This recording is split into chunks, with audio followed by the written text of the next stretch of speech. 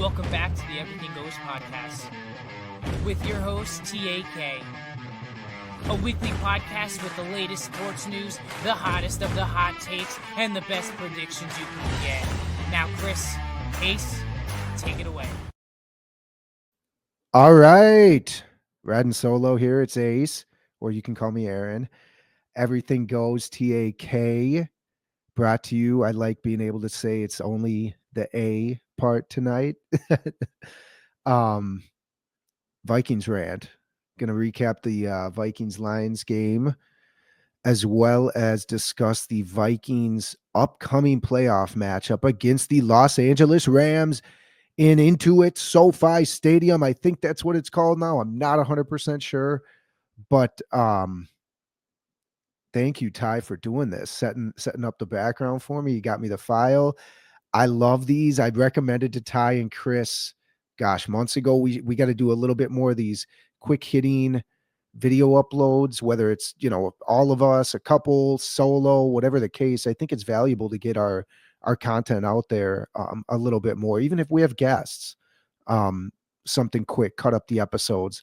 It really makes things kind of multiple ways to be able to digest our content. And if, obviously, please comment, like, rate, subscribe, whatever you got to do. I love saying that spiel. All right, let's dive into it, though. Gonna start first off, kudos to the Lions. Similar to the Saints, Ty, they've been banged up all year, particularly obviously on defense. They showed out in a must. I mean, I think arguably they clearly wanted it more, and it's a must-win game. I think both teams want that first round bye. Lions clearly wanted it more. They got to rest, get a bunch of people healthy back. They had Anzalone, who recovered, I think, from like a broken arm, I believe, forearm, somewhere up there. There's some battle scars, or at least a scar that I had seen floating around the internet. They played well. The defense shut down Darnold. He didn't look comfortable at all in the pocket. Could arguably say one of the best Vikings drives was the freaking first one of the game. They moved the ball pretty well to get down the field. Didn't end up scoring, but I mean, overall, you couldn't run on this defense. Darnold, again, just didn't look comfortable, was really inaccurate. And I don't like the decisions to go for it on fourth down when it's, more than a yard. Like the tush push, fine. You can get something like that pretty easily if you work on it enough in practice. But it's like he had guys open too, though. So whether it's play calling, I felt like overall offense didn't move the ball that well. We got, Goff, I think, or, two picks, one in the first half, one in the second, really gave the Vikings good field position that they couldn't capitalize on. So they were in the game. They were clearly in the game, at least up until third quarter, before it got out of control in the fourth. But what can you say? Defense played well. I thought if they're going to consistently blitz this much, you need a little more dump offs, some 5-yard hitches, a little out routes, slants, whatever intermediate was gone for whatever reason too. Short balls. Didn't see a lot of screen passes, knowing that they couldn't even run the ball either. There's a few successful runs by, the long one by Akers late in the game.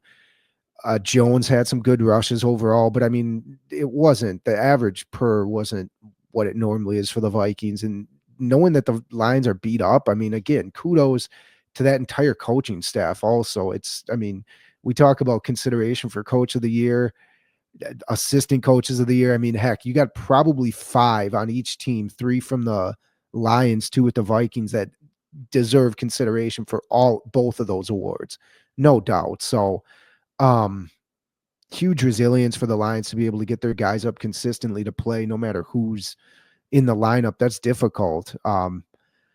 It's frustrating. It's frustrating to watch, Darnold taking sacks or not really, has a lot of hesitation.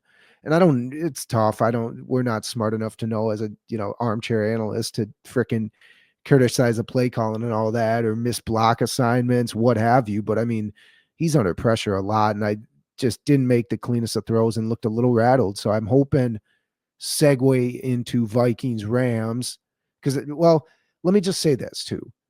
Kevin O'Connell should definitely, if he's not one, he's got to be number 2 for coach of the year. He's got to be. After everyone going into the season had the Vikings as the 3rd best team in the division. And, usually in that case, you ain't making the playoffs. I mean, this time around, the Vikings, you got 3 Vikings in the 2 hole, ended up getting the number 5 seed there. Nobody expected that at all. And I think it's pretty damn close outside of maybe Ben Johnson and Aaron Glenn that Brian Flores clearly is up there for assistant coach of the year. So with what they have, Quessy bringing in the free agent signings that he brought in makes up a huge, huge, huge difference in some of these wins, I think, no doubt. I mean, the quarterback, the D ends, the D tackles, or the rush ends, I should say. Brian Cashman at linebacker. It's insane the amount of contributors he brought onto this team. So I think the Vikings are going to win, plain and simple. Hate to get to the point early, but why not? Rams obviously somewhat coming off a bye anyways, at least a handful of their starters, the linemen, get them healthy going into this game. Who knows how they're a good enough team where I don't see them having a slow start, but I mean, knowing that our Vikings are in a must-win situation, I think they come out aggressive. I sure hope so. But at the same time, that Stafford and McVay could pick them apart. I see it being a lower game. You never know. I think it's like I'll say it now. Everyone loves the predictions. A 26-22 Vikings victory. Kind of an odd score there, but who knows? A couple field goals, handful there. Just like the Lions, I think field goals could have. You're probably not going to beat the Lions, but field goals you'd have the lead more. You'd have had the lead going into half if you make field goals, all the field goals against the Lions. So same thing here. Cash in on those opportunities when you got a chance, whether it's good field position on turnovers, your own luck on special teams, just playing well offensively. Get the frickin' points, because at the end of the day, these playoff games, the margin of error is so slim. And don't turn the ball over. That's easy enough to say. You'll usually win the game by not turning the freaking ball over. So let's go. The Rams rested up are going to be hungry, playing it into it so far. But I think the Vikings come out, like I said, 26-22 victory. And then, well, we'll let the chips play where they may to see who they face coming up next. Honestly, if they're the 5 seed, depending if there's a higher seed, they'll face the higher of the next, or vice versa, whatever the case. Don't matter. Let's get through this week and skull. All right. I'm out. Thank you all. Like I mentioned earlier, subscribe to the channel on YouTube on Twitter, I should say first, at Goes Everything. On YouTube, I'll share the channel link. But yeah, fun to do this. We'll do it more often, like I said. I'm out.